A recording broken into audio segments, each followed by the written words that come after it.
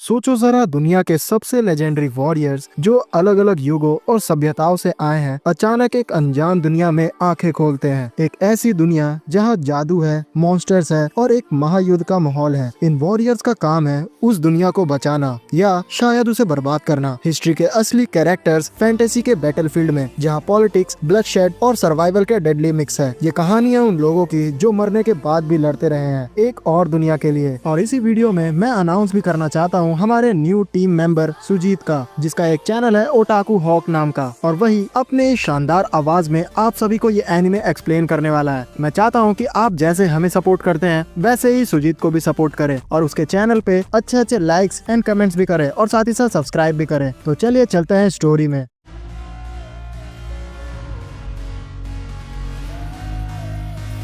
貴様らはもう負けたの。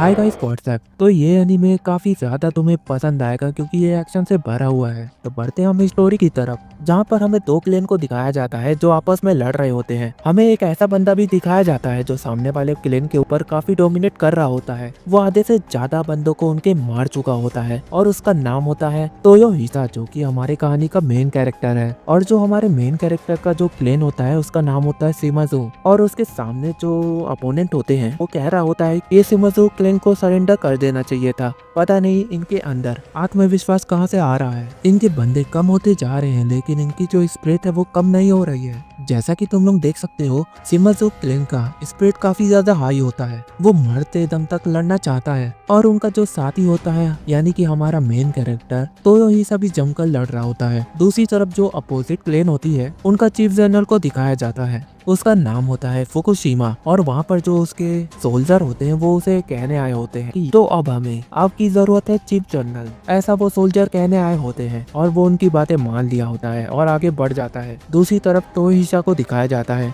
जो उसके अंकल होते हैं वो उसकी मदद के लिए आए होते हैं और वो उसे कह रहे होते हैं कि तुम यहाँ पर संभाल नहीं पाओगे, हमारी भी मदद लगेगी। तो जो तोयोहिसा होता है वो कहता है कि आप लोग चले जाओ, मैं अकेला काफी हूँ और मेरी जो टीम है वो संभाल लेगी यहाँ पर, मैं उसको आगे बढ़ने ही नहीं दूंगा। फिर उसके अंकल कह रहे होते हैं कि तुम्हें यहाँ पर जंग जीत कर तातुमा बिल्कुल सही सलामत आना है। और जो तोयोहिसा होता है वो हंस रहा होता है और कह रहा होता है बिल्कुल मैं आऊंगा, मेरे कमांडर्स तैयार होना उन पर शूट करने के लिए। तुम लोग ने सुन लिया ना, ये बैटल तो हम ही जीतेंगे, यानी कि शिमाज़ू क्लैन ही जीतेगा। यहाँ पर भले ही हम मर जाएंगे लेकिन नोमासा को हम मार कर ही जाएंगे। तुम लोग ने सुन लिया ना, और अंकल आप भी सुन लो, मैं बिल्कुल आऊंगा और इन लोगों को यहाँ से आगे बढ़ने ही नहीं दूंगा, भले ही मुझे अपनी जान देनी पड़े, मैं आगे जाऊंगा और इनसे लड़ूंगा। उसके बाद जो उसके अंकल होते हैं वो वहाँ से चले जाते हैं और जाते जाते कह रहे होते हैं कि तुम्हें सातुमा आना है, वो भी जिंदा और सही सलामत तोयोहिसा। और इन सब बातों से तोयोहिसा होता है वो काफी खुश हो रहा होता है और प्राउड भी फील कर रहा होता है कि उसे ऐसे अंकल मिले जो उसकी फिक्र करते हैं। फिर तोयोहिसा कहता है कि अपना फोकस दुश्मनों पर रखो और एम भी, और जैसे ही वो आए तो फायर कर देना। और उसके जो सोल्जर होते हैं वो काफी बंदों को मार चुके होते हैं, लेकिन जो सामने वाला अपोनेंट होता है वो काफी खतरनाक होते हैं। वो तोयोहिसा के सारे सोल्जरों को मार चुके ही होते हैं। जो तोयोहिसा होता है वो सामने सोल्जरों को देखता है और बिल्कुल भी नहीं डरता है और बिना झिझके वो उस पर अटैक कर देता है। लेकिन जो सोल्जर होते हैं वो तोयोहिसा को पकड़ लेते हैं और कई सारे भाले उसके अंदर डाल देते हैं। लेकिन फिर भी तोयोहिसा के पास प्लान बी होता है, वो अपनी गन निकालता है और नोएमासा को मार देता है और काफी ज्यादा खुश हो रहा होता है और चिल्ला रहा होता है और कहता है कि देखा मैंने कर दिखाया ना। फिर वहाँ पर जो सोल्जर होते हैं वो अपने बॉस की हालत खराब देखते हुए रिट्रीट कर देते हैं और वहाँ से भाग जाते हैं। और जो हमारा तोयोहिसा होता है वो कह रहा होता है कि रुको, मुझे मारना है नोएमासा को, लेकिन उसकी हालत बहुत ज्यादा खराब हो गई होती है, उसकी पूरी बॉडी से खून निकल रहा होता है। तभी वो अचानक से एक अलग ही रूम में पहुंच जाता है और वो सोच रहा होता है कि वो तो बैटल के बीच में था, यहाँ कैसे आ गया, उसे तो घर भी जाना है। और सामने एक चश्मिश सा बंदा बैठा होता है जो की काफी कुछ लिख रहा होता है और उसके बगल में काफी सारे डोर होते हैं जो की काफी अजीब से लग रहे होते हैं। उसी बीच जो तोयोहिसा होता है वो उसे कह रहा होता है कि उसे घर जाना है, लेकिन जो चश्मे वाला बंदा होता है वो तो उसको किसी डायमेंशन में भेज देता है। तोयोहिसा दूसरे डायमेंशन में पहुंच जाता है और उसकी हालत बहुत ज्यादा खराब होती है। वहीं पर दो बंदे आते हैं जो उनके कान बहुत ज्यादा बड़े होते हैं, यानी कि वो उसी डायमेंशन के होते हैं। वो देखकर थोड़ा सा डर जाते हैं कि एक बंदा आ गया है और बहुत ज्यादा जख्मी है। वो उसको चेक करते हैं तो उसकी हालत बहुत ज्यादा खराब लग रही होती है और वो सोच रहे होते हैं कि क्या हम इसकी मदद करें या नहीं करें। लेकिन लास्ट में वो उसकी मदद करते हैं और उसको लेकर जा रहे होते होते हैं, जिसकी वजह से रात हो जाती है क्योंकि उसका वेट कुछ ज्यादा ही भारी होता है। फिर अचानक से पीछे से आवाज आती है किसी लड़की की। फिर जो वो दो भाई होते हैं वो कह रहे होते हैं कि यानी कि उस लड़की को बता रहे होते हैं कि ये तुम्हारी तरह ड्रिफ्टर ही तो है। मैंने बताया नहीं ड्रिफ्टर के बारे में। ड्रिफ्टर मीन्स दूसरी दुनिया से आए हुए लोग। और वो दो भाई उस लड़की को समझा रहे होते हैं, लेकिन उसे समझ में बिल्कुल भी नहीं आ रहा होता है। फिर वो जो लड़की होती है वो कहती है कि तुम लोग साइड हट जाओ, मुझे देखने दो। फिर वो दोनों वहाँ से चले जाते हैं। फिर वो जो लड़की होती है वो उसे देखती है और कहती है कि ये तो बहुत ज्यादा ही जख्मी है। और उसके बाद वो कहती है कि ये तो एक वॉरियर है किसी क्लेन का, और अपने बॉस से पूछ रही होती है कि क्या हम इसे अच्छी वाली ट्रीटमेंट दे सकते हैं, इसे ठीक कर सकते हैं। तो जो उसका बॉस होता है वो कहता है बिल्कुल उसे ले आओ यहाँ पर, हम उसे ठीक कर देंगे। उसके बाद जो तोयो हिसा होता है वो ड्रीम में होता है कि उसके फादर उसे ब्लेसिंग दे रहे हैं, और फिर अचानक से वो उठता है और फादर फादर चिल्ला रहा होता है। तभी सामने वो एक बंदे को देखता है जो कि काफी ज्यादा अलग ही लग रहा होता है, और उससे पूछ रहा होता है कि मैं यहाँ पर क्या कर रहा हूँ। और इन्हीं सब में जो हमारा तोयो हिसा होता है वो अटैक कर देता है उस पे और पूछ रहा होता है कि तू कौन है। और वो जो सामने वाला बंदा होता है वो भी कह रहा होता है कि तू कौन है और कहाँ से आया है। फिर दोनों की तलवारें टकराती है और वो कह रहा होता है, यानी कि तोयो हिसा हैरान होता है कि वहाँ पर ओडा का सन क्या कर रहा है यहाँ पर। तोयो हिसा उसे पूछता है कि तू ओडा का मेंबर तो नहीं। तो जो वो बंदा होता है वो कहता है कि बेवकूफ जैसी बातें मत करो, ओडा तो मैं ही हूँ। तोयो हिसा कहता है कि बेवकूफ जैसी बातें तो तुम कर रहे हो, वो तो काफी टाइम पहले मर चुका है, कहीं मैं हेल में तो नहीं आ गया। फिर वो बंदा कहता है, यानी कि वो ओडा वो है नोबुनागा क्लैन से, यानी कि वो फॉर्मल मिनिस्टर है वहाँ का। तोयो हिसा वहाँ पर चौंक जाता है और कहता है कि फिर से बेवकूफ जैसी बातें मत करो, वो तो काफी टाइम पहले ही मर चुका है, यानी कि काफी टाइम पहले खत्म हो चुका है। और दोनों की हाथापाई हो रही होती है, जहाँ पर तोयो हिसा कह रहा होता है मैं जरूर मर चुका हूँ, इसलिए तो मुझे हेल का एहसास हो रहा है और ये डीमन यहाँ पर आ गया है। तभी वहाँ पर वो लड़की आती है और इन्हें रोकवाती है और कह रही होती है कि यहाँ पर रुक जाओ वरना मैं ये तीर तुम दोनों को मार दूंगी। फिर उसके बाद वो ओडा के पास जाती है और उसे कुछ देती है और कहती है कि ये लो आज का खाना है, ये अगर तुम्हें खाना है तो इसे छीलना होगा। और वो तोयो हिसा को भी सेम कहती है, तुम्हें भी भूख लगी होगी तो तुम भी यही करो। और वो हैरान होता है और परेशान भी होता है कि ये सब क्या करना पड़ रहा है उसे यहाँ पर। फिर जो ओडा होता है वो कह रहा होता है कि नोबुनागा जैसा कि तुमने कहा वो मर चुका है। तो तोयो हिसा कहता है कि बिल्कुल वो मर चुका है। अकीजी फोर्स ने होनोजी टेम्पल जो कि क्योटो में है वहाँ पर उसे धोखा मिला था और उसने सबको मार दिया, और इस बात को लगभग 18 साल हो गए हैं। इन बातों से जो ओडा होता है वो काफी ज्यादा हैरान होता है और वो कह रहा होता है 18 साल हो गए, वो तो अभी अभी आया था यहाँ पर, उसे लगभग 6 महीने हुए हैं, तुम ऐसी कैसी बातें कर रहे हो उससे। तोयो हिसा कहता है कि तभी मैंने कहा मैं हेल में हूँ, इस बेवकूफ को समझ ही नहीं आ रहा है कि ये मर चुका है, वो भी काफी टाइम पहले, और इसका जो क्लेन है वो भी सब खत्म हो चुका है। वैसे ये सब छोड़ो और तुम बताओ लेडी। तो जो वो लेडी होती है यानी कि जो वो बंदी होती है, और वो जोर जोर से हंसते हुए कह रही होती है कि तुम लोग 5-10 साल के लिए रो रहे हो, तुम्हें पता है कि मैं यहाँ पर कितने सालों से हूँ। मेरा नाम है योइची नासु सुकेताका योइची, नाम तो तुमने सुना ही होगा। इस बात से जो तोयो हिसा होता है वो तो काफी ज्यादा हैरान होता है और कहता है कि तुम तो झूठ बोल रही हो। और वो जोर से चिल्लाते हुए ये भी कहता है कि ये तो 400 साल पुरानी कहानी है, तुम यहाँ पर कैसे हो, वो तो कब की खत्म हो गई थी। तो जो योइची होती है वो कह रही होती है कि हाँ मैंने 500 साल बोल दिए होंगे, लेकिन तुमने जो कहा वो सही है। तो योइसा काफी ज्यादा हैरान हो रहा था और कह रहा होता है कि मैं यहाँ पर तो सपना देख रहा हूँ, मुझे वापिस सो जाना चाहिए। वो जो ओडा होता है वो कहता है कब तक हमारा इंट्रोडक्शन लेते रहोगे तुम, कुछ अपने बारे में भी बताओ। तो जो तोयो हिसा होता है वो कहता है कि मैं हूँ शिमाजू तोयो हिसा, मेरे डैड का नाम है लेहिसा शिमाजू, जो कि काफी ग्रेट क्लेन के हैं। तभी जो ओडा होता है वो कहता है कि तुमने कहा शिमाजू ये कहाँ पर है, क्या ये क्योसू के पास तो नहीं पड़ता, यहाँ तो कहीं पे भी नहीं दिखाई दे रहा है, कहाँ पर। तो जो योरोची होती है वो कहती है कि हाँ हमने सुना है इसके बारे में, तुमने कहा शिमाजू ये क्लेन हमारे आसपास ही रहता था, ये क्योसू के दक्षिण के एरिया में रहता था और इनका काम था बम्किन्स बनाना, मतलब इनकी जनरेशन एक कद्दू की तरह थी, इनके में कोई भी वॉरियर इतना ताकतवर नहीं था कि वो किसी का सामना कर पाए, इसलिए उन्हें कद्दू कहा जाता था। इन बातों से तोयो हिसा को बहुत ज्यादा गुस्सा आ रहा होता है, वो कहता है कि मैं तुम दोनों को मार दूंगा। फिर जो ओडा होता है वो कहता है कि रुको रुको तुम्हारे बाउंड खुल जाएंगे, तुम्हें अभी तो पट्टी की है और तुम्हारा खून भी शुरू हो गया, देखो देखो, और शांति से बैठो यहाँ पर और बताओ हमें क्या क्या हुआ है। तो जो तोयो हिसा होता है वो ओडा से पूछता है कि तुम नोबुनागा के क्लेन से हो ना, और तुम होनोजी टेम्पल में मारे गए थे ना। तो जो ओडा होता है वो कहता है कि मैं वहाँ पर मारा नहीं गया था, बल्कि वहाँ पर उलोंग से लड़ते हुए कासल से रिट्रीट कर रहा था अपने दोस्त रामू मोरा के साथ। तभी मैं देखता हूँ कि एक चश्मिश सा बंदा मेरे सामने बैठा होता है और वो कुछ करता है जिसकी वजह से मैं कहीं और ही पहुँच जाता हूँ। लेकिन उससे पहले वहाँ पर बहुत सारे डोर थे और वो कमरा बिल्कुल सफेद था। तभी जो योरुची होती है वो कहती है कि हाँ, ये तो मेरे सामने भी हुआ था, उसने मेरे को यहाँ पर भेज दिया। और जो तोयोहिसा होता है वो भी सुनकर हैरान होता है, उसके साथ भी सेम चीजें हुई थी। वो बताता है कि वो एक बैटल में था, वो हो रहा था तोकुगावा वर्सेस इशिता के बीच में हो रहा था। जो ओडा होता है वो कहता है कि रुको रुको, मैंने कुछ नोटिस किया, वो तोकुगावा कैसे एक कंट्री को ओन करता और बैटल कर रहा था। ये तुम क्या कह रहे हो, अच्छे से बताओ मुझे, कहीं तुम मजाक तो नहीं कर रहे? वो मेंढक और एक कंट्री ओन करे, ये तो हो ही नहीं सकता। तो जो तोयोहिसा होता है वो बताता है कि उसने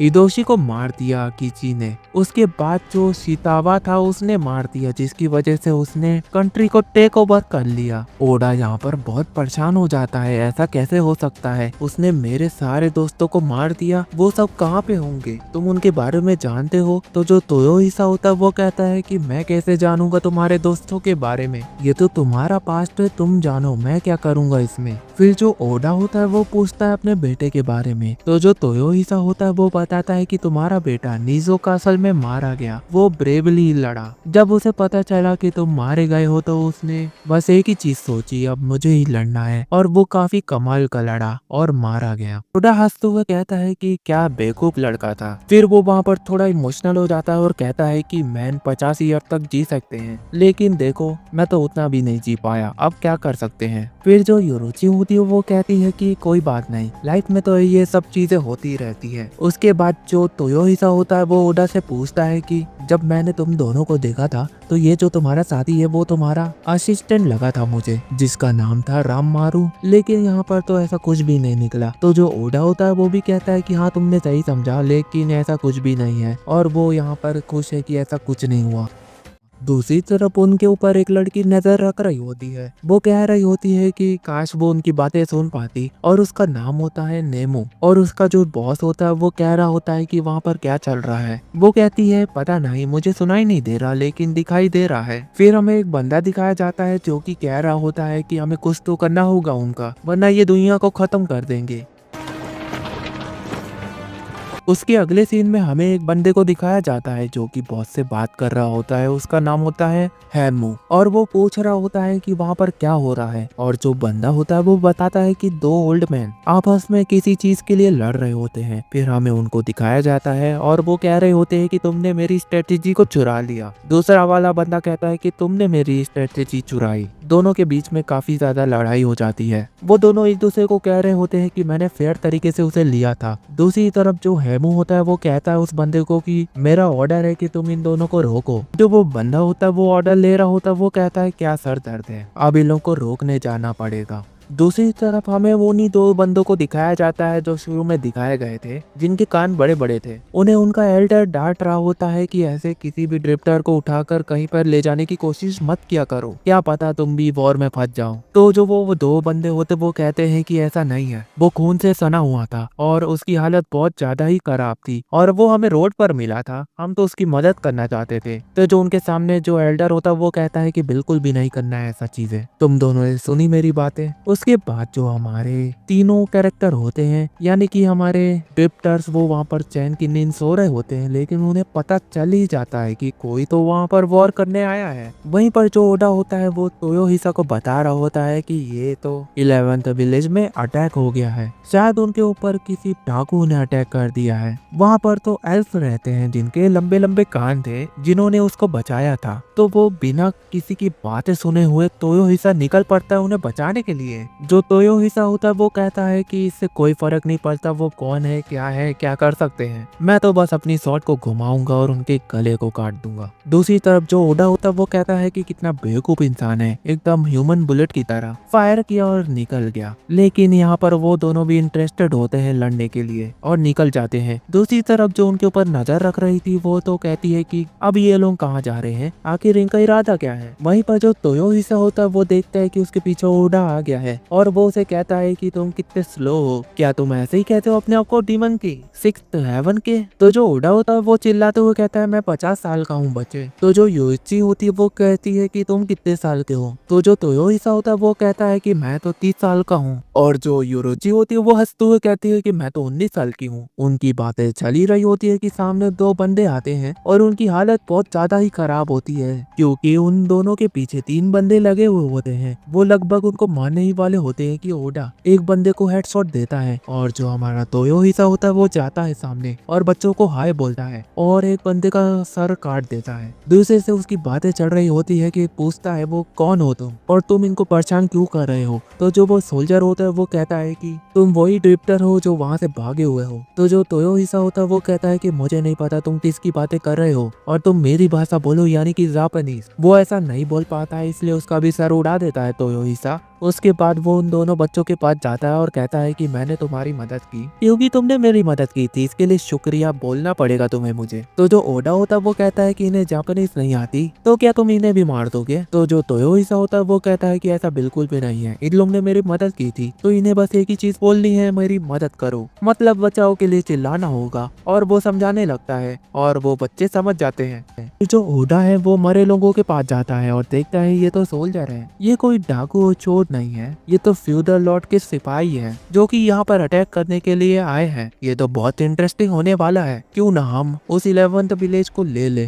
तभी जो उनका पीछा कर रही होती है वो लड़की वो सुनती है कि कुछ ले ले और उसके साथ जो ट्रांसमीटर होता है, जो बंदा हमें शुरू में दिखाया था हेमू जो उसका कमांडर होता है यानी कि बॉस, वो कहता है कि ले ले, क्या वो रेस्क्यू करने जा रहे हैं उधर। उनकी एबिलिटीज काफी ज्यादा कमाल की है, वो किसी भी जगह को कॉन्कर कर सकते हैं, ये हमारे बहुत ज्यादा ही काम आएंगे। उसके बाद वाले सीन में हमें दिखाया जाता है विलेज में जहाँ पर जो सोल्जर होते हैं वो उन लोगों को मार रहे होते हैं और कह रहे होते हैं कि यहाँ पर सीधे से बैठ जाओ। और वो कह रहे होते हैं कि तुमने ड्रिफ्टर्स की मदद की, उनकी मरम पट्टी की और उन्हें खाना पीना दिया जो कि हमारे रूल में नहीं था और तुमने ये सब किया इसलिए तुम्हें मारा जाएगा। तुम जानते हो ना कि वो क्या क्या कर सकते हैं और वो एक तरह से हमारे रिसोर्सेज है, हम उनका यूज करते हैं और तुम उनकी मदद लेके हमें मारने की कोशिश करना चाहते हो। फिर एक जो एल्डर होता है जो 2 एल्फ को डांट रहा था वो कहता है कि ऐसा नहीं है, हमने आपके रूल को नहीं तोड़ा है और बहुत से लोग हैं जो हमें काम कराते हैं बिल्कुल स्लेव की तरह और जो हमारे यहाँ पर वुमेन रहती है उनका यूज किया जाता है। ये तो बहुत गलत बात है, उसके लिए तो आप लोग हमें प्रोटेक्शन देने नहीं आते हो और आप लोग कहते हो कि आप हमें यहाँ पर मार दोगे, ये तो बहुत गलत बात है। तो जो वो सैनिक होता है वो कहता है कि हाँ इसमें टाइम वेस्ट करने का जरूरत नहीं है, हमें तुम्हें तुरंत खत्म कर देना चाहिए। वो सोल्जर ये भी कहता है कि तुम्हारी जो जनरेशन है वो तो बहुत ज्यादा ही हमारे यहाँ की पॉपुलेशन को बढ़ाई जा रही है, क्यों ना हम उसे कम कर दे। वो सीधा एक बंदे के अंदर अपनी शॉट को डाल देता है और वो कहता है कि हम तुम्हारी पॉपुलेशन अभी कम कर देते हैं। जो एल्डर होता है वो कहता है कि ऐसा तुम नहीं कर सकते, तुम्हें यहाँ पर रोकना चाहिए, तुम ऐसा क्यों कर रहे हो। वो ये भी कहता है कि इन्हें नहीं बल्कि मुझे मानना चाहिए, गलती तो मैंने की थी क्योंकि मेरे भाइयों ने उसकी मदद की थी और ये तो बहुत गलत बात हो गई। तो सोल्जर कहता है हाँ मुझे सब पता है, तुम्हारे भाइयों ने उसकी मदद की थी तो क्या हुआ, तुम स्लेव के लिए एक फ्यूचर हो, तुम्हें मार देंगे तो हमारा काम कैसे चलेगा, तुम्हें तो कहीं और मरना है बिना खाने के या फिर फॉरेस्ट में तड़प तड़प कर। तभी एक बंदा आता है यानी कि उनका सोल्जर कहता है कि इमरजेंसी, आप आकर यहाँ पर देखो, यहाँ पर किसी ने आग लगा दी है। दूसरी तरफ जो ओडा होता है उसी ने आग लगाई होती है। योरुची उससे पूछती है कि तुम ऐसा क्यों कर रहे हो। तो ओडा बताता है कि ये एक स्ट्रेटेजी है जिसमें अपने दुश्मन को तड़पा दो बिना खाने के तो वो जरूर मर ही जाएगा, तो क्यों ना उनके ग्रॉस, उनके प्रॉफिट और उनके प्रोविंस को खत्म कर दो, वो ऐसे ही देख के तड़पने लगेंगे क्योंकि ये सब उनके टैक्स में भी तो ज्यादा था। तो जो ये एल्फ है वो तो टैक्स देने के लायक ही नहीं रहे अब, और ये जो सोल्जर है यानी कि फ्यूडल लॉर्ड के बंदे, इन्हें तो टैक्स चाहिए, इन्हें पैसा चाहिए। ये देखने के बाद तो वो बहुत ज्यादा तड़पेंगे। तो योरुची कहती है कि तुम तो मॉन्स्टर हो। तो जो ओडा होता है वो कहता है हाँ मैं तो हूँ, मैंने ये किसी से सीखा था, वो हमेशा मुझ पर ये यूज करता था। ये तो बिल्कुल नागासाकी की तरह हो गया, उसे पुरानी बातें याद आ गई। दूसरी तरफ जो हमारा तोयोहिसा होता है वो बिल्कुल आगे बढ़ रहा होता है और वो हर एक बंदे का सर धड़ से अड़क कर देगा। वो लगातार काउंट करता है सर उड़ाते हुए 1 2 3 4। फिर वो उसके कमांडर के पास जाता है और उसकी हालत तो बहुत ज्यादा ही खराब होती है, लेकिन वो कहता है कि मैं इसे आराम से मार दूंगा। तो जो तोयोहिसा होता है वो कहता है कि तुम जो भी बोलो अब तुम अपने सर को अलविदा कह दो। क्योंकि तुम यहाँ पर मरने वाले हो। तभी दूसरी तरफ जो पीछे से दो एल्फ आते हैं और कहते हैं अपने भाई को कि इसने हमारी मदद की, इसने हमारी जान बचाई। तो जो वो एल्फ होता है यानी कि एल्डर, वो कहता है कि ये ड्रिफ्टर क्या है। दूसरी तरफ जो तोयोहिसा होता है वो देखता है कि इस बंदे ने इनके लोगों को कितनी बेरहमी से मारा है और इस बात से उसे बहुत ज्यादा गुस्सा आता है और कहता है वो, मैं बिल्कुल भी रहम नहीं दिखाऊंगा, तुम्हारा सर बिल्कुल आसानी से धड़ से अलग कर दूंगा। जो तुमने किया है इसके लिए तुम्हें कीमत तो चुकानी होगी। जो उनका कमांडर होता है वो कहता है कि तुम्हारे बस की नहीं है, तुम मार पाओ मेरे को। दूसरी तरफ जो एल्फ कहते हैं ड्रिफ्टर भी इसे मार नहीं पाएगा, ये बहुत स्ट्रांग है। तो जो तोयोहिसा होता है वो अपनी शॉट को जोर से फेंकता है कमांडर की तरफ। वो उसे आसानी से ब्लॉक कर लेता है, लेकिन उसे नहीं पता है कि वहाँ पर तोयोहिसा उसका गला पकड़ लेता है और बस लग जाता है। अपने शॉट को रखने वाली जो चीज होती है उससे उसके सर पर लगातार मारता रहता है जब तक उसका मुंह, हड्डी, दांत सब टूट ना जाए। और ये सब देखकर जो एल्फ होते हैं वो काफी ज्यादा हैरान हो रहे होते हैं। दूसरी तरफ जो ओडा होता है वो कहता है कि ये तो बहुत ज्यादा ही जबरदस्त कटाना स्टाइल है। योरोची भी कहती है ये तो बहुत ज्यादा ही स्कैरी है, लेकिन फन तो है। ओडा पूछता है कि क्या खत्म हो गया, सोल्जर तुमने मार दिए सब? तो योरोची कहती है बिल्कुल, कोई शक? तो जो ओडा होता है वो कहता है वो तो स्कैरी है ही, पर तुम तो उससे कम नहीं हो। फिर जो तोयोहिसा होता है वो रुकता है और वो एल्वाफ के पास जाता है और उसे कहता है कि ये लो तलवार, उसे मार दो। वो काफी ज्यादा डर गया होता है, वो सोच रहा होता है कि वो यहाँ पर क्या करे, वो ऐसा नहीं कर सकता, उसने कभी ऐसा किया ही नहीं। तो जो तोयोहिसा वो होता है वो कहता है कि उसने जो तुम्हारे बच्चे के साथ किया उसे मार दिया बेरहमी से, क्या तुम इस पे भी चुप रहोगे और ऐसे ही चले जाओगे? उठाओ ये तलवार और जाकर उसे मार दो, तुम ही ला सकते हो चेंज को, और जल्दी से जाओ, तलवार उठाओ और मार दो। तो जो ओडा होता है वो कहता है कि वो लोग इसके वर्ड तो नहीं समझ पा रहे हैं लेकिन इसकी फीलिंग समझ पा रहे हैं। फिर जो एल्फ होते हैं सारे तलवार उठाते हैं, जो भी आसपास में गिरा है वो उठाते हैं और वो कमांडर को मार देते हैं। वो कह तो रहा होता है कि तुम लोग अगर ये करोगे तो तुम अपने आप को खतरे में डाल दोगे, लेकिन इससे क्या फर्क पड़ता है, जो वो कर रहे हैं वो उनके लिए सबसे बेहतर है। इन सब चीजों से तोयोहिसा भी खुश होता है। ओडा आता है और कहता है कि तुम ज्यादा थक गए होगे, अब चलो जल्दी से जाकर रेस्ट कर लो। तोयोहिसा उन्हें चिल्लाता और कहता है कि कहीं तुम्हारे बाउंड तो ज्यादा खुल तो नहीं गए, तुम लोग को चोट लगी है इसलिए तुम लोग यहाँ पर बहुत लेट आए हो। तो जो ओडा और योरोची होते वो कहते हैं कि ऐसा बिल्कुल नहीं है, हम तो टाइम पर आए हैं। वहीं पर जो उनके ऊपर नजर रख रही होती है वो तो काफी ज्यादा हैरान हो रही होती है और अपने ग्रैंड मास्टर को रिपोर्ट दे रही होती है, जो उनका बॉस होता है। दूसरी तरफ हमें वही चश्मिश को दिखाया जाता है जो लोगों को दूसरे डायमेंशन में भेज देता था। उसके पास एक लड़की आती है और कहती है, मुरासाकी तुम बहुत ज्यादा ही अच्छी कोशिश कर रहे हो, तुम जितने चाहे उतने ड्रिफ्टर भेज दो, लेकिन जीतूंगी तो मैं ही। चश्मे वाला बंदा कहता है कि तुम जो चाहे वो कर लो, लेकिन जीतूंगा तो मैं ही, मैं इतना आसानी से हार नहीं मान सकता, बेवकूफ लड़की। तो जो वो लड़की होती है वो कहती है तुम बेवकूफ हो, तुम्हें एक चीज देखनी है। वो चुटकी बजाती है और कुछ बदल जाता है न्यूज़पेपर में, और वो ये भी कहती है कि तुम जितना चाहे उतने ड्रिफ्टर भेजो, तुम जितनी चाहे कोशिश करो, लेकिन लास्ट में तो मैं ही जीतूंगी। दूसरी तरफ जो उनके ऊपर नजर रख रही होती है वो बंदी अपने बॉस को कह रही होती है, ग्रैंड मास्टर क्या मैं इन्हें आपके पास भेज दूं? जल्दी से बताइए, मैं भेज देती हूँ आपके पास। तो जो वो उनका बॉस होता है वो कहता है इसकी जरूरत नहीं पड़ेगी, तुम बिल्कुल भी टेंशन मत लो, अब इसका टाइम हो गया है, वॉर बिगिंस। वहाँ पर हमें कई सारे फ्लैग दिखाए जाते हैं और एक चमकदार पिंक कलर की आंखें दिखाई जाती है। उसके बाद जो वो हेमू होता है उनका बॉस, वो कह रहा होता है तुम्हें दिख रहा है? तो जो वो उसका असिस्टेंट होता है वो कहता है अभी तो कुछ नहीं दिख रहा है, लेकिन उनकी प्रेजेंस तो बहुत ज्यादा ही है, वो यहाँ तक के फील हो रहा है। वहाँ पर कुछ और लोग आते हैं। उनका बॉस ग्रैंड मास्टर से कहता है, आखिर तुम ऑक्टोप्रिस्ट किस चीज से इतना डर रहे हो? डक्की हम हैं तुम्हारे पास। वो नॉर्थ से जितने भी सोल्जर भेजे, जितने भी मॉन्स्टर भेजे, उनका तो सामना हम लोग आराम से कर लेंगे, तो टेंशन की क्या बात है। और जो ऑक्टोब्रिस्ट मतलब जैसे एल्फ है ना, वैसे ही वो ग्रैंड मास्टर हैं। जैसे हमारे मेन कैरेक्टर और उसके दो दोस्त हैं, उन्हें ड्रिफ्टर बोला जाता है, वैसे ही इनकी प्रजाति का भी नाम है ऑक्टोब्रिस्ट में। फिर वो जो बंदा होता है वो कहता है कि इधर देखो, ये दीवार ये 100 साल से टूटी नहीं है, बिल्कुल वैसे ही है। उनके अटैक कितने भी खतरनाक हो, उसे खरोच भी नहीं आएगी, तो तुम्हें टेंशन लेने की जरूरत नहीं है। ये कहने के बाद वो जोर से हंसने लगता है। तो जो ग्रैंड मास्टर होता है वो कहता है कि इन्हें नहीं पता कि वो क्या चीज है, वो बहुत ताकतवर है, वो इनका सामना नहीं कर पाएंगे, मुझे कुछ करना होगा। तो जो उसका असिस्टेंट होता है वो पूछता है क्या तुम उन दोनों बूढ़े आदमी से मदद लोगे? तो ग्रैंड मास्टर कहता है बिल्कुल, उनसे मैं बात करूंगा और जो बाकी के ड्रिफ्टर्स हैं उनसे भी बात करेगा क्योंकि उनकी मदद के बिना वो यहाँ पर जीत नहीं पाएगा। उसके बाद जो ग्रैंड मास्टर के असिस्टेंट होते हैं उन मैजिशियन के पास जाते हैं और उन्हें मनाने की कोशिश कर रहे होते हैं कि वो ड्रिफ्टर की हेल्प ले क्योंकि उनके बिना हम जीत नहीं पाएंगे। वो कह रहे होते हैं उल्टा कि इनकी मदद लेंगे तो हम बड़े आराम से हार जाएंगे। देखो इनकी तरफ, ये तो बूढ़े हैं और भिखारी भी हैं। इनको लेकर हम वॉर जीतेंगे, ये तो बड़ी बेकार की बातें हैं। तुम ऐसा मजाक हमारे साथ नहीं कर सकते। उधर ही जो ड्रिफ्टर खड़े होते हैं वो कह रहे होते हैं, यानी उससे पूछ रहे होते हैं ये हमारे बारे में क्या कह रहा है। तो जो ऑक्टोबरिस्ट के लोग होते हैं वो कहते हैं कि हम तुम्हें वॉर की तरफ शिफ्ट करने वाले हैं। तो जो ड्रिफ्टर्स होते हैं वो हैरान होते हैं और परेशान होने लगते हैं, साथ में गुस्सा भी करने लगते हैं और कहते हैं कि तुम जो भी सोच रहे हो वो बिल्कुल बेकार है। हम अपने आप को मरने के लिए छोड़ दे वहाँ पर, ये तो कभी नहीं होने वाला। जो दूसरी तरफ मैजिशियन होते हैं वो कह रहे होते हैं, बल्कि उनका मजाक उड़ा रहे होते हैं, ये तो बूढ़े हमारी मदद करेंगे, ये हमारी मिलिट्री को संभालेंगे।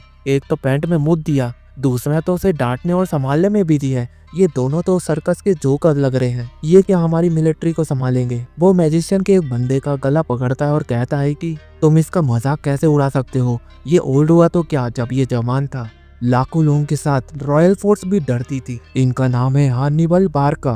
तुमने सुना मैंने क्या कहा, तो इन्हें रिस्पेक्ट दो। तभी वो पीछे से ऑक्टोबरिस्ट का बंदा कहता है कि तुम दोनों रुक जाओ, तुम्हारी फालतू की बकवास से इधर कुछ भी नहीं होने वाला। अगर तुम्हें कुछ करके दिखाना है तो चलो, मैं तुम्हें वहां पर बैटलफील्ड पर उतारता हूँ। हम विथड्रॉ करने वाले हैं और साथ में जो हमारी बैटल है, हम यहाँ पर हार मानने की कगार पर हैं। हम चाहे जितने भी सेक्रीफाइस कर ले, यहाँ पर हम जीत नहीं सकते। हमें ड्रिफ्टर की मदद लेनी होगी। तभी वो जो ओल्ड मैन होते हैं दोनों, वो आपस में लड़ने लगते हैं, कह रहे होते हैं कि तू मुझसे ज्यादा स्ट्रॉन्ग नहीं है। तभी वहाँ पर सेमू नाम की लड़की का मैसेज आता है। वो कुछ बोलने की कोशिश करती ही है कि उसका मैजिक ब्लॉक कर दिया जाता है। उनका कनेक्शन वहाँ से टूट जाता है और वहाँ पर हमें दो बंदे और दिखाए जाते हैं जो कि कह रहा होते हैं कि मुझे एक स्मोक दे दो। तो दूसरा बंदा कहता है कि मेरे पास नहीं है, ये भी कोई समय है स्मोक करने का। तो जो वो बंदा होता है वो परेशान हो जाता है, तुम कैसे बंदे हो, स्मोक लेके नहीं घूमते, यानी कि एक सीक्रेट। उन दोनों को मजाक सूझ रहा होता है। तभी वहाँ पर ब्लैक ड्रैगन की एंट्री होती है।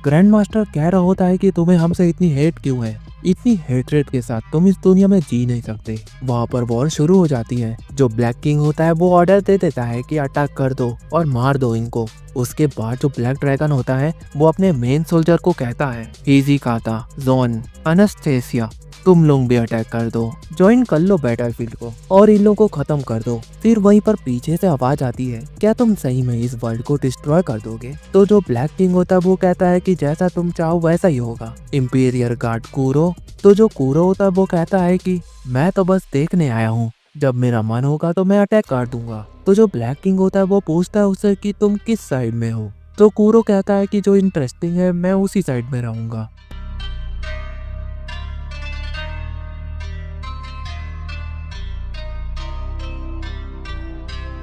वॉर काफी इंटरेस्टिंग मैनर में स्टार्ट होती है। शुरू में ही हमें दिख रहा होता है कि वो उन पर भारी पड़ रहे हैं। मैं बात कर रहा हूँ ब्लैक ड्रैगन की। उनके 3 बंदे काफी ज्यादा स्ट्रॉन्ग होते हैं। वो तो ग्राउंड पर आए भी नहीं होते कि उनके साथ एक आग उगलता ड्रैगन भी होता है। जो ग्रैंड मास्टर की टीम होती है वो काफी ज्यादा वीक हो गई होती है। उनके पास नॉर्मल सिपाही होते हैं जिनसे वो बैटल को कंटिन्यू रख रहे होते हैं। फिर हमें ग्रैंड मास्टर को दिखाया जाता है जो कि काफी ज्यादा डरा होता है। वो कह रहा होता है कि ड्रिफ्टर को हम लोग यहाँ से निकाल लिए तो हम बच जाएंगे। तभी वो आसमान में देखता है एक बंदा एरोप्लेन में घूम रहा होता है और उसे पता नहीं होता वो किसके साइड है, लेकिन वो होप कर रहा होता है कि वो हमारे साइड से निकले क्योंकि हम पर बहुत भारी पड़ रहे हैं ये लोग। वो जो बंदा एरोप्लेन में आया होता है वो चिल्लाते हुए कह रहा होता है कि ये क्या सीन है, मैं कहीं मूवी के सेट पे तो नहीं आ गया, यहाँ पे तो अजीब चीजें हो रही है, मुझे कुछ तो करना होगा लेकिन मुझे कुछ समझ में ही नहीं आ रहा है। तभी उस बंदे के बगल में एक बंदा आता है और कमीने तू यहाँ क्या कर रहा है? ओह तू तो ड्रैगन चला रहा है, देख मैं एरोप्लेन चला रहा हूँ, काफी अच्छा है ना, तो साइड हट, मुझे उड़ने दे। दूसरी तरफ जो ग्रैंड मास्टर होता है वो डरा होता है कि ये हमारे साइड से ही है। उसका जो असिस्टेंट होता है वो कहता है कि ये मुझे लग रहा है ये उनके साइड निकलेगा, मतलब कि उनके साइड से लड़ेगा। तो ग्रैंड मास्टर उसे कहता है कि चुप रहो और देखो वो किसकी साइड जाता है। दूसरी तरफ जो ब्लैक किंग का जो सोल्जर होता है पहला वाला, जिसका नाम होता है इजी काटा, वो तो बंदों को बिल्कुल मैंगो की तरह काट रहा होता है, वो भी 4 स्लाइस में। और उसके बाद जो दूसरा बंदा होता है वो तो जल रहा होता है, उसके पास ऐसी कुछ पावर होती है जिससे वो जल रहा होता है और कहता है कि देखो मैं जल रहा हूँ, आ जाओ मैं तुम्हें भी जला देता हूँ। और लास्ट में जो तीसरा बंदा होता है वो उसका नाम होता है एनास्टेशिया, जो कि आइस की पावर यूज कर सकता है और वो बंदों को जमा रहा होता है। हमारा साइड तो बिल्कुल वीक है, उनके पास इतने ताकतवर सोल्जर नहीं कि उनका मुकाबला कर सके। फिर जो एरोप्लेन वाला बंदा होता है वो नीचे का नजारा देखता है और कह रहा होता है ये क्या चल रहा है इधर। दूसरी तरफ जो ब्लैक किंग के बंदे होते हैं वो तो लगभग मार ही देते हैं सबको, लेकिन जो हमारे ड्रिफ्टर होते हैं वो तो कमाल के होते हैं। वो जैसे तैसे उनसे बचते हुए रिसोर्सेस को ले आते हैं और वो जो 2 बूढ़े आदमी होते हैं वो भी आ जाते हैं। ग्रैंड मास्टर कह रहा होता है अब यहाँ पर उछलो मत, अभी बहुत सी चीजें हमें करनी बाकी है। तुमने देखा ना नॉर्थ साइड का जो किंगडम ऑफ कार्नेट है उसकी वॉल तो उन्होंने तोड़ दी, तो तुम समझ रहे हो ना वो कितने ताकतवर हो सकते हैं। फिर हमें बताया जाता है वो जो पहला वाला बूढ़ा इंसान होता है उसका नाम होता है सीसीओ, और दूसरे का तो नाम तुम्हें बताया था मैंने, हानिबल। जो ग्रैंड मास्टर होता है वो उनसे कहता है कि मुझे माफ करना, मैंने तुम्हें इस वॉर में ढकेल दिया, लेकिन मैं जानता हूँ कि तुम लोग एक्सपीरियंस हो और यहाँ पर तुम ही लोग मेरी मदद कर सकते हो, इसलिए आप लोग बता सकते हैं कि हमें ब्लैक किंग से कैसे जी सकते हैं। हानी वाले की स्माइल देता है और कहता है कि अभी हम आ रहे नहीं है, अभी तो हमारे पास बहुत कुछ बाकी है। ग्रैंड मास्टर कहता है हाँ तुमने सही कहा, हमारे पास बहुत कुछ बाकी है, तो चलो हम उन्हें दिखा देते हैं हमें कितना है दम।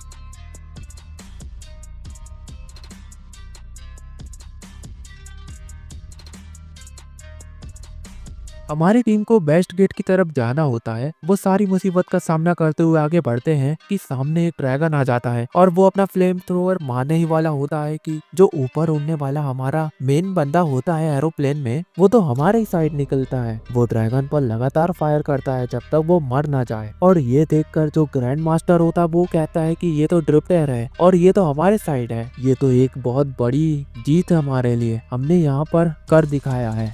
वो ये भी कहता है ब्लैक किंग ये तुम्हारा वर्ल्ड नहीं है, अब हम तुमको दिखाएंगे कि हम क्या कर सकते हैं। फिर हमें ब्लैक किंग को दिखाया जाता है जो कह रहा होता है तुम लोग चाहे कुछ भी कर लो, तुम लोग हमारे चाल में फंसते ही जा रहे हो। फिर वो सबको ऑर्डर देता है कि जल्दी से ड्रिफ्टर को ढूंढो और मार दो उन्हें जिंदा रहने का कोई हक नहीं है। फिर सीन शिफ्ट होता है, हमारे हीरोज के पास हम आते हैं जहाँ पर ये लड़की जो उन पर नजर रख रही थी उसे ये लोग पकड़ लेते हैं। आखिर कब तक ये उनसे बच सकती थी। फिर वो बताती है कि तुम लोग को जो उठा कर लाया है वो दूसरी दुनिया से इस दुनिया पर लाके पटक दिया है और वो काफी ज्यादा ताकतवर है, उसके पास मैजिक एबिलिटीज है, तुम में वो चीजें नहीं है, इसलिए तुम ड्रिफ्टर कहलाते हो जो हमारी मदद करेगा। ऑक्टोपरिस्ट में की वो बंदे कुछ भी कर सकते हैं क्योंकि वो बहुत ज्यादा ताकतवर है और बुरे भी हैं। हम जो ऑक्टोबरिस्ट में हम बुराई के खिलाफ लड़ रहे हैं और तुम्हें हमारी मदद करनी ही होगी, इस चीज को एंड करना ही होगा। तो क्या कहते हो, तुम लोग ने मेरी स्टोरी सुन ली है, अब मुझे खोल दो। तो जो तोयो हिस्सा होता है वो कहता है कि तुम्हारी बातें कोई भी सेंस नहीं बनाती, तो चुपचाप वहीं बैठो। फिर जो ओडा होता है वो अपना इंट्रोडक्शन देता है, मैं डीमन किंग हूँ 6th हेवन का। वो कहता है बुरा या अच्छा ये तो तुम डिसाइड करोगे, लेकिन मैं अपने आप से डिसाइड करूँ तो मैं बहुत बुरा हूँ। तो जो तोयो हिस्सा होता है वो कहता है कि ये सब बंद करो, बहुत एम्बैरेसिंग लग रहा है। फिर यूनिवर्सिटी कहती है कि तुम अपने बारे में बताओ, मतलब अपनी स्टोरी बताओ कि हमें क्या क्या करना चाहिए, कि तुम्हारा मकसद क्या है ये बताओ।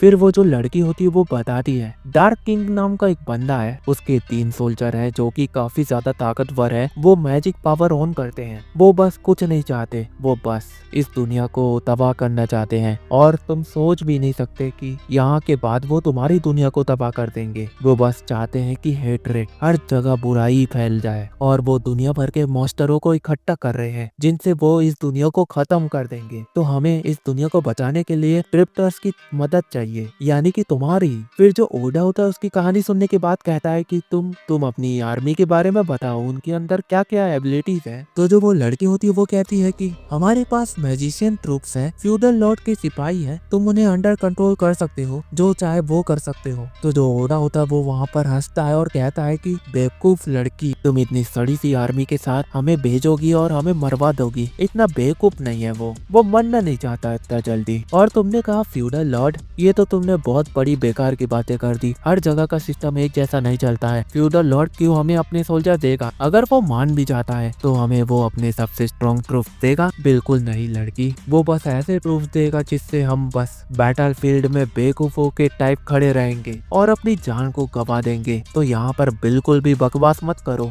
तो ओडा वहाँ पर जाकर बैठ जाता है और कहता है कि बस रहने दो तुम, वो फ्यूडल लॉर्ड है, उसका सिस्टम ऐसे ही वर्क करता है। तो जो तोयोहिसा उसकी तारीफ करता है और कहता है कि इसलिए नोबुनागा को कहा जाता है ट्रू जीनियस। दूसरी तरफ जो लड़की होती है वो कहती है कि अब हम यहाँ पर क्या करें, यहाँ पर तो बहुत बड़ी मुसीबत हो जाएगी। अगर हमने कुछ भी नहीं किया तो वो तो हमें डिस्ट्रॉय कर देंगे, हम बिना ड्रिफ्टर के तो हार जाएंगे। तभी ओडा चिल्लाता है और कहता है बेवकूफों जैसी बातें मत करो, हम अकेले लड़ेंगे क्योंकि हम ड्रिफ्टर्स हैं। तो हमारा जो लीडर होगा वो बनेगा तोयोहिसा और ये तुम्हें मानना ही होगा। हम तुम्हारी मदद करेंगे और हम तुम्हारी दुनिया में पीस कायम करेंगे, तुम्हारी हैप्पीनेस के लिए हम लड़ेंगे, तो बिल्कुल भी तुम्हें टेंशन लेने की जरूरत नहीं है। फिर तोयोहिसा बीच में बोलता है कि क्यों मैं बनूंगा यहाँ पर लीडर, तुम पागलों जैसी बातें मत करो। तो जो यूरोची होती है वो कहती है कि कल तुमने देखा था ना, तुम सबसे आगे बैठे थे और तुम लीडर के पोस्ट में थे, तो बेशक तुम ही बनोगे लीडर। फिर उनकी बहस होने लगती है और वो लड़की बैठकर देख रही होती है और सोच रही होती है जब वो ग्रैंड मास्टर को ये बातें बताएंगी तो वो क्या सोचेगा, यहाँ पर तो सब उल्टा हो गया। लेकिन वो स्माइल देते हुए कहती है कि यहाँ पर उसके पास एक आइडिया है और वो ये भी बताती है कि जो डिस्ट्रक्शन फैला रहे हैं उनका नाम है एंड। वो लगातार लोगों को मारते जा रहे हैं और अगर ऐसे ही चलता रहा तो पूरी दुनिया खत्म हो जाएगी। फिर हमें ब्लैक किंग को दिखाया जाता है, वो नॉर्थ ईस्ट से पे काबू कर लिया होता है, वहाँ की दीवारों को तोड़ दिया होता है और वो एक बंदे से बातें कर रहा होता है। कहता है कि हमने इन लोगों को मार दिया, कुछ हमारे सोल्जर भी घायल हुए हैं, तो उसकी टेंशन मत लो, उन्हें मेरे पास लेकर आओ। जो गॉब्लिन्स और ड्रैगन्स हैं मैं उन्हें हील कर देता हूँ। तो जो वो बंदा होता है वो कहता है कि ब्लैक किंग सामा आप तो बहुत ज्यादा दयालु हैं। उसके बाद जो ब्लैक किंग होता है वो उनके पास जाता है और उन्हें ठीक कर देता है और कहता है कि शुक्रिया मेरे लिए लड़ने के लिए, क्योंकि मैंने तुमसे उम्मीद रखी, मैंने जिन लोगों से रखी मतलब कि इंसान, उन्होंने तो मुझे धोखा दे दिया, अब उन्हें भुगतना होगा उसका बहुत ज्यादा बुरा अंजाम। तो जब वो उसके पास बंदा खड़ा होता है वो कहता है आप कितने डरावने हैं ब्लैक किंग। फिर वो जो चांद होता है वो बदल जाता है एक आई में और वो उनका पता लगाने की कोशिश करता है जो हमारे साथ भागे थे, मतलब जो पहले भागे थे वेस्टर्न गेट की तरफ जा रहे थे। ब्लैक किंग ये भी कह रहा होता है कि जहाँ पर भी वो दिखे उन्हें मार दो, ढूंढ कर मारो, जल्दी जाओ। और जो उसके बगल में कूरो होता है वो कहता है कि अभी भी मैं साइड डिसाइड नहीं कर पा रहा हूँ। तो जो ब्लैक किंग होता है वो कहता है कि ये तो तुम्हारे ऊपर है, बस जो भी साइड चुनो उसके लिए मर मिटना। और वो ये भी कह रहा होता है कि वो सारे इंसानों को खत्म कर देगा और यहाँ के लोगों को स्लेव बना देगा। फिर हमें वो एरोप्लेन वाला बंदा दिखाया जाता है जिसका एरोप्लेन खत्म होता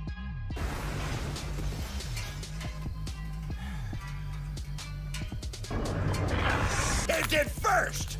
ये अगले सीन में हमें एल्फ को दिखाया जाता है जो कि डिस्कस कर रहे होते हैं कि वो जो ड्रिफ्टर्स है वो तो बहुत अच्छे हैं, उन लोग ने हमारे लोगों को बचाया और हमारी जो जमीनें जल रही थी उन्हें बुझाया। वहीं पर यूरोची आती है और वो लोग को कुछ कह रही होती है जो कि समझ में नहीं आ रहा होता है। ओयो ओयो तोची तोची, मैं हूँ ओरोची योरोची। वो ऐसा कुछ समझाने की कोशिश कर रही होती है तो योहिसा उसे चिल्ला कर कहता है कि बंद करो। फिर वो लड़की को कहता है कि इधर आओ, तुम हमारी बातें समझ पा रही हो वो कैसे?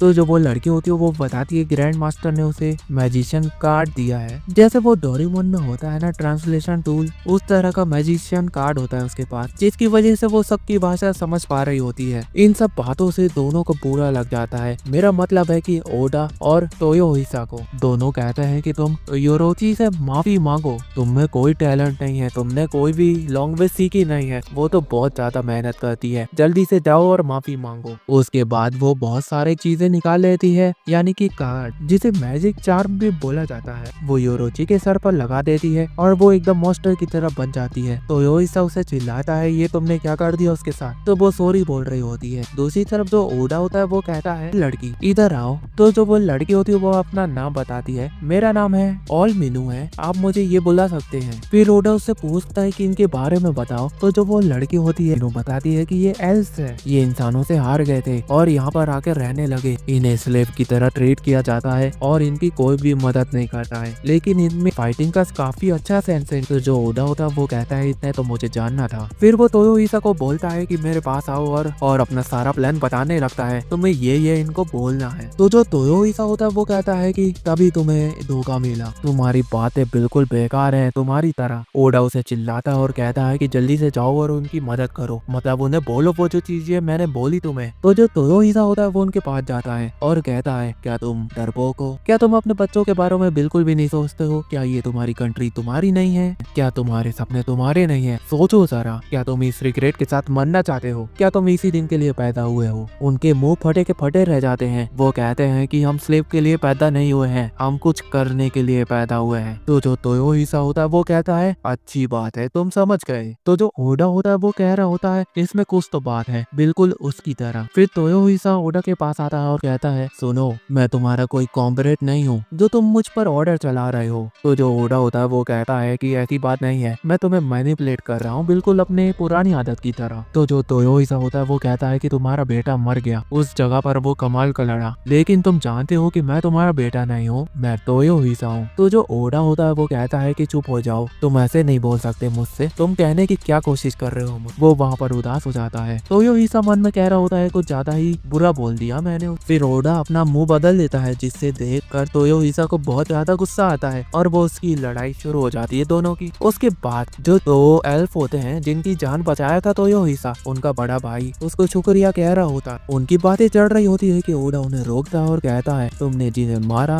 हथियार उठाया, वो तो नॉर्मल से सिपाही थे, उनकी मेन फोर्स तो आनी बाकी है अभी। ये रोची कहती है 4 दिन लगेंगे उनको। तो ओडा कहता है नहीं उनको तो 3 दिन लगेंगे। तो पीछे से तोयोहिसा कहता है कि शिमाजू क्लैन होता तो वो तो कल ही आ जाता। तो जो ओडा होता है वो चिल्लाते हुए कहता है हर बात पे तुम अपने क्लैन को क्यों घुसड़ते हो? फिर वो जो एल्फ का बड़ा भाई होता है वो कह रहा होता है कि हमारी मदद करो, हमारी हिस्ट्री 40 ईयर अगो पहले की है। वहाँ पर उसके डैड बैटल कर रहे थे और मारे गए, जिसकी वजह से इन लोग यहाँ पर स्लेव बन गए। तो जो तोयोहिसा होता है वो कह रहा होता है कि रुको तुम्हारी एज क्या है? वो बताता है 106 साल। ओडा हैरान होता है और वो कह रहा होता है कि तुम दोनों अपनी एज बताओ। यानी जो उसके दो भाई होते हैं वो कह रहे होते हैं 36, 39। तोयोहिसा तो हैरान हो रहा होता है। ओडा ओल्मिनिया के पास जाता है और उसके बलून पकड़ लेता है और उसे कहता है कि तुम्हारे बलून से ज्यादा तो इनके सीक्रेट बड़े हैं। ओल्मिनिया साइड हटती है और कहती है कि आप मेरे बलून से दूर रहिए, अब इसमें मेरी क्या गलती अगर उनकी जो एल्फ प्रजाति है वो स्लोली यानी इंसानों के मुकाबले 5 to 6 टाइम धीरे धीरे बढ़ती है उनकी एज। तो इसमें क्या कर सकते हैं हम? इसके पीछे एक ही कारण है, ये जो जगह थी वो एल्फ की थी और एक ऑर्टा करके किंगडम था जिसे कमजोर लोगों पर अटैक करना बहुत पसंद था और उसे आसपास की जितनी भी जमीनें हैं वो चाहिए थी उसे। जो और थे उन लोगों ने डोरबा और हॉबिटों पर अटैक किया और उन्हें अपने अंडर में ला लिया, क्योंकि उन्हें पता है जो यहाँ पर जो लैंड है वहाँ की रिसोर्सेज काफी अच्छी है। वो हर एक इलाके को अपना बनाना चाहते थे और उनके जो इलाके में लोग रहते थे उन्हें स्लेव की तरह यूज करते थे। तभी ओडा पूछता है कि क्या वो अभी भी ऐसा कर रहे हैं? एल्यूमिनिया बताती है कि हाँ वो अभी तो वॉर में भी थी है, समटाइम उन्हें डिफीट होती है तो कभी जीत भी मिलती है। तो जो ओडा होता है वो कहता है ये चीजें तो एक्सपेक्टेड है, अगर तुम जमीन के लिए जाओगे तो तुम्हें ये सारी चीजें तो करनी होगी। एल्यूमिनिया मन में सोच रही होती है 40 साल पहले वो और बहुत ज्यादा स्ट्रॉन्ग थे और वो ब्लैक किंग के सामने बराबरी से टक्कर दे सकते थे, लेकिन आज यानी प्रेजेंट में वो इतने ताकतवर नहीं है। तो ओडा कहता है हाँ मैंने देखा वो लैंड को हासिल करने के लिए किसी भी हद तक जा सकते हैं, जैसा तुमने कहा, और आज मैंने देखा तो वो जरूर आएंगे इधर, क्योंकि यहाँ के रिसोर्सेज ही कुछ ऐसे हैं और आज इन्होंने जो भी किया है उसकी वजह से तो वो जरूर आएंगे और वो ये लैंड अपने हाथों से खोना नहीं चाहते हैं। तो कमांडर क्या करने वाले हो? हमें क्या करना चाहिए? आदेश दो। यहाँ पर योरोची उन्हें कहती है तुम्हें सौर इनके जो सूट्स हैं वो तो चाहिए ही ना, तो फालतू की बकवास मत करो, इन्हें धो लो। पता नहीं वो जो ओडा है वो बाकी बॉडीज को तो दफना दिया है और उनके नीचे की जो बॉडी है पता नहीं उसके साथ क्या करने वाला है। दूसरी तरफ जो ओडा होता है वो बता रहा होता है तोयोहिसा को जो सोल्जर हमने मारे उनकी बॉडीज मैंने एक जगह पर रख दी है, उनके ऊपर थोड़ा सा सॉइल तो थोड़ा सा यूरिन डाल दिया है जिसकी वजह से। तो तोयोहिसा पूछता है कि ये सबसे क्या होगा? ये तो बहुत ज्यादा गंदा इस्तेमाल कर रहे हैं, बिल्कुल हेल की तरह। ओडा कहता है हाँ तुमने सही कहा, लेकिन ये जो ट्रिक है मैंने आइको सेट से सीखी थी। ओडा कहता है कि हमारे पास चारकोल है लेकिन सर्फल नहीं है, तो हमें इसका यूज करना पड़ेगा, हमें बनाना होगा। तभी पीछे से ओल्मिना चिल्लाती है हम इन बंदों का ऐसे इस्तेमाल नहीं कर सकते, हमें इनको रिस्पेक्ट देनी चाहिए। तो ओडा ओडा कहता है बेवकूफ लड़की, तुम क्या चाहती हो, इन्हें हम दफना दे या जला दे या छोड़ दे ऐसे कि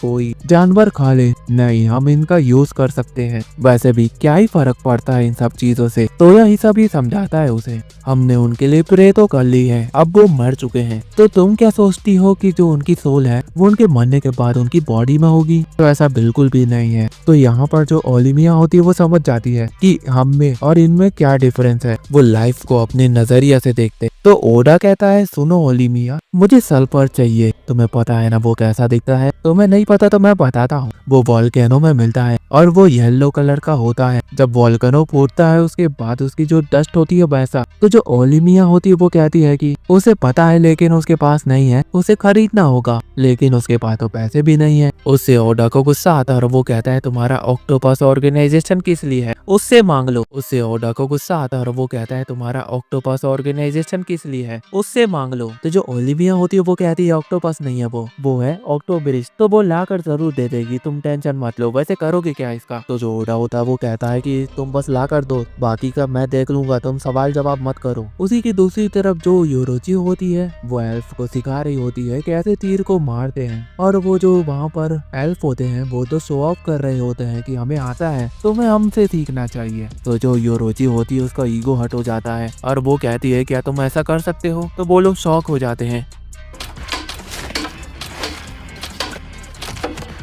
से कहते हैं कि सॉरी। फिर उसके बाद मीटिंग होती है जहाँ पर ओडा और एल्फ और तोयोहिसा बैठकर बातें कर रहे होते हैं। वो पूछ रही होती है तुम्हारे साथ बुवेंस और बच्चे कहाँ पर हैं, वो क्यों नई वॉर में आ रहे हैं? तो जो एल्फ होते हैं वो बताते हैं कि वो जो किंगडम का राजा था वो उन्हें उठाकर ले गया है। तो इन सब बातों से तोयोहिसा को गुस्सा आता है। वो कहता है कि इस वॉर में तुम्हारी फैमिली को प्रोटेक्ट करना है, औरतें, तुम्हारे बच्चे और तुम्हारी जमीन, इस वॉर में हम सब वापिस लेकर आएंगे। ओडा तोयोहिसा को देख रहा होता है और वो उससे इम्प्रेस होता है और कहता है ये बंदा पैदा हुआ है कमांडर बनने के लिए, ये बहुत टैलेंटेड है, ये एम्परर नहीं बन सकता लेकिन एक वॉर लॉर्ड जरूर बन सकता है। फिर रात होती है, हमें सोल्जर का कैंप दिखाया जाता है जहाँ पर हमारा बंदा कह रहा होता है एक सोल्जर से, अगर जो वो विलेज है वो उन बंदों को छुपा कर रखा है तो क्या करोगे? तो जो वो सोल्जर होता है वो कहता है हम उसे भी डिस्ट्रॉय कर देंगे। तभी उसको एक तीर पड़ता है और हमारा तो यो हिस्सा लग जाता है अपने काम पर, सबके गले काटते हुए आगे बढ़ रहा होता है। बैटल शुरू हो गई होती है।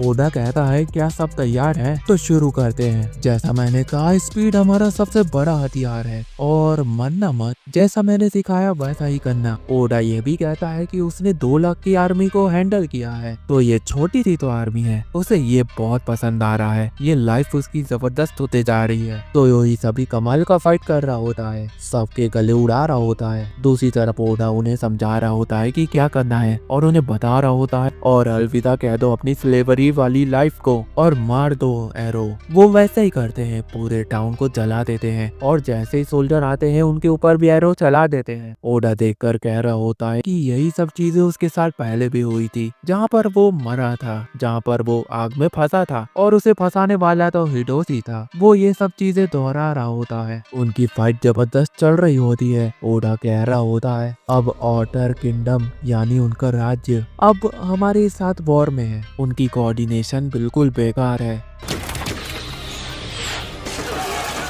और हम इनके पूरे एनिमीज यानी कि पूरी आर्मी को खत्म नहीं करेंगे, हम बस 10 या 20 या 30% तक जाएंगे, क्योंकि जब इनके बाकी के सोल्जर ये सब देखेंगे तो उनका मॉरल तो पहले ही टूट जाएगा और इतना हमारे लिए काफी है, क्योंकि सबको पता है हर एक बंदे को अपनी जिंदगी प्यारी होती है। दूसरी तरफ जो हमारा एनिमीज होता है उनका कमांडर कह रहा होता है उनके जाल में बिल्कुल भी मत फंसो, बस अपने गोल पर ध्यान दो और अपनी फॉर्मेशन अच्छी तरीके से फॉलो करो। लेकिन यहाँ पर ओडा कहता है कि तुम जितनी भी कोशिश कर लो हम यहाँ पर जीत चुके हैं। दूसरी तरफ जो तोयोहिसा होता है वो उनके कमांडर का सर उड़ा चुका होता है, जिससे उनका मोरल डाउन हो जाता है और यहाँ पर हमारी टीम जीत गई होती है। फिर ओडा तोयोहिसा के पास आता है और कहता है कि अब हम कासल पर कब्जा करने चले। तो जो तोयोहिसा होता है वो कहता है कि इसके लिए तो प्लान लगेगा। तो ओडा कहता है कि क्या तुमने नहीं बनाया? तो तोयोहिसा कहता है कि नहीं, ऐसा बिल्कुल नहीं। तो जो ओडा होता है वो कहता है कि मुझे लगा ही था। फिर तोयोहिसा कहता है कि हमारा जो सीमा जो क्लैन है वो काफी टाइम से हर चीज के लिए प्रिपेयर्ड होता है, ग्रैंडफादर से लेकर फादर तक। तो जो ओडा होता है वो कहता है कि तुम फिर से अपना क्लैन को बीच में लेकर आ गए। दूसरी तरफ जो एनिमीज के बाकी सोल्जर होते हैं वो ट्रैप हो जाते हैं और उन पर फिर से एरो चल जाते हैं। वहीं योरोची को अपना पास्ट याद आता है, ये जो टैक्टिक्स उसने यूज की। जो उसका भाई या कोई दोस्त है वो वहाँ पर कहता है कि ये सब कावर्ड है, यानी कि डरपोक लोग ये सब चीजें करते हैं, जैसे कि हाइकी क्लेन, गेंजी क्लेन और उसका जो भाई है वो भी यही सब टैक्टिक्स को यूज करता था। फिर योरोची कहती है कि उसके बारे में भूल जाना ही बेहतर होगा। ओल्ड किंगडम की तरफ हमें दिखाया जाता है जहाँ पर दो बंदे बातें कर रहे होते हैं। ये जो एल्फ विलेज है ये बिद्दरों पर उतर आया है क्योंकि हमने इनकी जमीनें हथियाई, इनकी जो वुमेन्स है हमने उनको गुलाम बना के इधर रख लिया है, इसलिए शायद ये हमसे लड़ना चाहते हैं।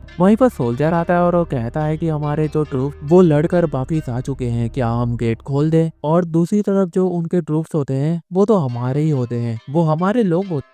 बेस बदल लिया होता है कासल पे जाने के लिए। उसके बाद गेट खुलता है, वहाँ पर वो बंदा आता है और देखता है कि उस पर उसके सोल्जर अटैक करने लगते हैं जो कि हमारे बंदे होते हैं। और तो योइसा उससे पूछता है कि वुमेन्स कहाँ है, जल्दी से बताओ। तो वो बता देता है। उसके बाद जो ओडा होता है वो कह रहा होता है उसे, तुम्हारे सोल्जर तो तुम्हारे नहीं रहे और तुम्हारा किंगडम भी हमारा हो गया है। वो कासल के अंदर जाता है और वुमेन्स की उतनी गंदी हालत देखता है और उसे बहुत ज्यादा गुस्सा आता है और वो कहता है कि मैं हर एक को मिटा दूंगा, ऐसा वो कह रहा होता है। और काफी बुरी हालत करके रखी होती है उनकी। तो ओडा होता है वो कासल में कुछ काम की चीजें ढूंढ रहा होता है, उसे वहाँ पर कुछ भी नहीं मिलता है। फिर ओलिमिया आती है और उससे वो पूछती है, क्या तुम ये पेंटिंग देख रहे हो, ये ऑर्ट का फादर है और ये एक ड्रिफ्टर है, क्या तुम इसे जानते हो। तो जो ओडा होता है वो कहता है बिल्कुल भी नहीं। तभी उनके पास एक बंदा आता है और ओडा को बताता है कि जो तोयोहिसा है वो सबको इकट्ठा कर लिया है और मारने वाला है तुरंत। तो जो ओडा होता है वो हैरान होता है और कहता है कि रोको उसे, मेरे बिना वो उन लोगों को कैसे मार सकता है, ये नॉर्मल सी बात है, उसे पता होना चाहिए कि वो इसका असल में आएगा। तो ये सारी चीजें उसे देखनी होगी। जो एल्फ है उनकी जो औरतें हैं वो ज्यादा ब्यूटीफुल है, इसलिए सोल्जर उनको लाते हैं इधर, ये सब उसे पता होनी चाहिए और उन्हें मैं मारूंगा। ये काम उसे मुझे दे देना चाहिए। लोग ऐसे ही नहीं मुझे डीमन किंग बोलते हैं, यानी कि 6th डीमन किंग। बाहर जो तोयोहिसा होता है उसके सामने वो सारे सोल्जर होते हैं जिन्हें वो घूर रहा होता है। वो डर कर कह रहे होते हैं हम तुम्हारी मदद करेंगे, हमें बस छोड़ दो। तभी ओडा आता है और उसे गन का पीछे वाला हिस्सा होता है उससे मारता है। सब हैरान होते हैं। फिर वो ऑर्डर देता है अपने एरो उठा लो और उन पर शूट कर दो। वहीं पर जो सोल्जर होता है उसके पास एक बंदा होता है, वो कह रहा होता है मैंने तो कुछ किया भी नहीं, फिर मुझे क्यों मार रहे हो। लेकिन फिर भी एरो चल जाते हैं और वो मर जाते हैं। ओडा कह रहा होता है कि हम इनका ब्लैक पाउडर बनाएंगे। तो योहिसा को वो कह रहा होता है ये सब काम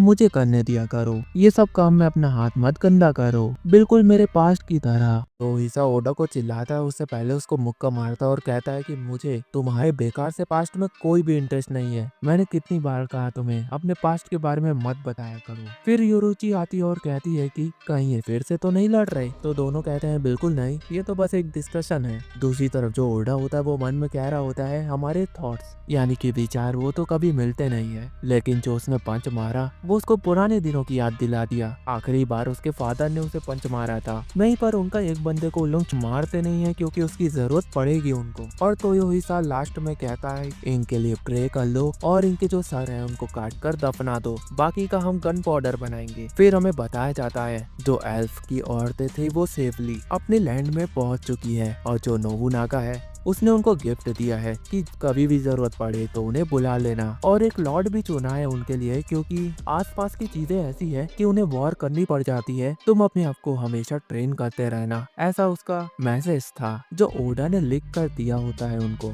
जो ओल्ड किंगडम है वो धीरे धीरे कमजोर होने लगा है, उसने एल्फ के ऊपर अपना कंट्रोल खो दिया है। फिर हमें एक लड़की को दिखाया जाता है जो कि काफी खुश लग रही होती है। जब वो न्यूज देखती है तो उसका चेहरा उतर जाता है। वो न्यूज में देखती है जो एल्फ है वो ड्रिफ्टर की मदद ले रहे हैं और अपनी बैटल को जीत रहे हैं। और ये सब देखने के बाद जो वो लड़की होती है वो चिल्ला रही होती है मुरासाकी के ऊपर। जो चश्मे वाला बंदा होता है वो उसका नाम मुरासाकी होता है, उसके ऊपर ये भड़क रही होती है। फिर यहाँ पर सीन शिफ्ट होता है, हमें ओल्ड किंगडम दिखाया जाता है जहाँ पर ये लोग डिस्कशन कर रहे होते हैं जो एल्फ ने किया इनके साथ। वो बता रहे होते हैं कि वो बेस्ट और ईस्ट पाठार गए हैं। और बुरी खबर ये भी है जो एल्फ है वो भी उनसे बैटल करने लगे हैं और उन्हें हरा भी दिए हैं, और ऊपर से उनके जितने भी सोल्जर थे वो मारे गए हैं। अब ऐसे चलता रहा तो वो अपने किंगडम को कैसे बचाएंगे? क्या ये दिन देखने के लिए वो 40 साल से वॉर लड़ रहे थे? हमें यहाँ पर कुछ तो करना पड़ेगा, अपनी जिम्मेदारियों को निभाना पड़ेगा। अपने जितने भी सोल्जर बचे हैं उनसे हम आसपास के जितने भी लैंड है उन्हें हासिल करेंगे और कोशिश करेंगे कि उन्हें जीते, क्योंकि हम अपनी लिमिट पर है। हमारी जो रिसोर्सेस है वो खत्म हो रही है। अगर हमने यहाँ पर कुछ नहीं किया तो हमारी हालत बहुत ज्यादा ही बुरी हो जाएगी। तभी उनके मीटिंग के बीच में 3 बंदे आते हैं जो कि काफी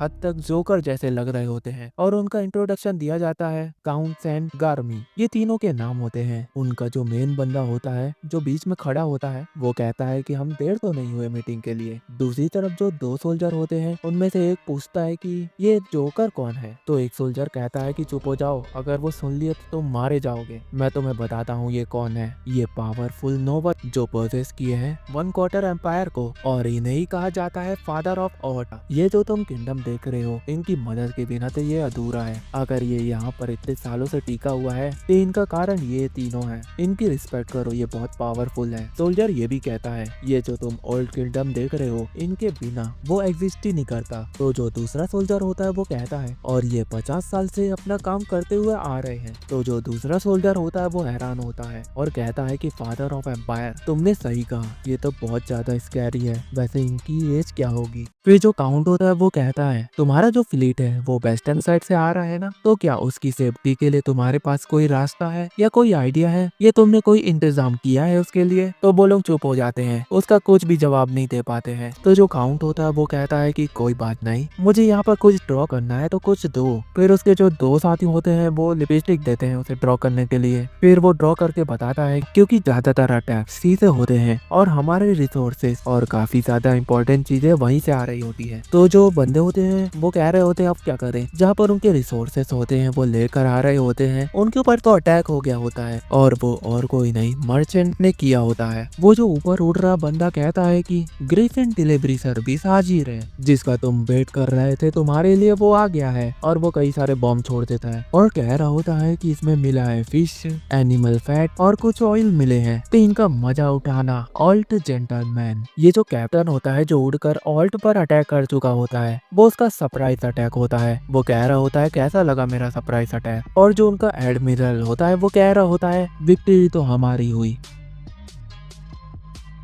फिर हम वहीं पर पहुंच जाते हैं जहां पर काउंट बता रहा होता है उनको कि क्या क्या हो सकता है, और काउंट बताता है कि जो मर्चेंट है उन्होंने अपने ऊपर अटैक कर दिया है जो कि ईस्ट से है। अब हमें हर साइड से चौकन्ना होना होगा। काउंट बताता है कि उसने सुना एल्फ के बारे में, उन्होंने हमारे ऊपर हमला कर दिया और जीत भी लिया है, काफी क्यूट है वो लोग। तो जो वो बंदा होता है वो कहता है कि अब वेस्ट हमारे लिए बहुत ज्यादा दिक्कत दे रहा है, अब हमें क्या करना चाहिए, हमें कुछ तो वहाँ पर करना होगा। तो जो काउंट होता है वो कहता है हम शुरुआत वहीं से करेंगे, हम हर एक पड़ोस में अटैक करते जाएंगे एक के बाद एक। हम एल्फ से डील तो नहीं कर पाएंगे लेकिन हम अटैक करते रहेंगे तो एक रिवॉल्ट बनेगा, वो भी बहुत बड़ा, जिससे हम उसके आसपास के जो लैंड है हम उसे हासिल कर लेंगे, और धीरे धीरे हमें वो उसी रास्ते की ओर यानी कि वेस्ट की तरफ ले आएगा। और जो हमारे सैनिक हैं वो धीरे धीरे और भी बढ़ेंगे और उनके ऊपर कब्जा करते हुए चले जाएंगे, और यहाँ पर ऑल्ट चेकमेट कर चुका होगा। फिर वो वहाँ पर निकल जाता है और कह रहा होता है मुझे बहुत से काम करने हैं। वो अपने साथियों से कह रहा होता है कि हमें 11th रिबेल फोर्स को कांटेक्ट करना होगा, और वो भूल गया था यहाँ पर तो ड्रिफ्टर भी उनका साथ दे रहे हैं, मुझे ही यहाँ पर अपना काम करना पड़ेगा। उसके दोनों भाई कह रहे होते हैं कि हमें भी ऐड कर लो। तो जो काउंट होता है तुम लोग चुप रहो और जैसा मैं कहता हूँ वैसा ही करो। फिर सीन शिफ्ट होता है, हमें एल्फ को दिखाया जाता है जो कि कहीं जा रहे होते हैं, जो कि फ्रांस विलेज से होते हैं, और जो हमारे विलेज के लोग होते हैं वो उनसे मिलते हैं और हालचाल पूछ रहे होते हैं क्योंकि वो दोनों मर्ज होने वाले हैं और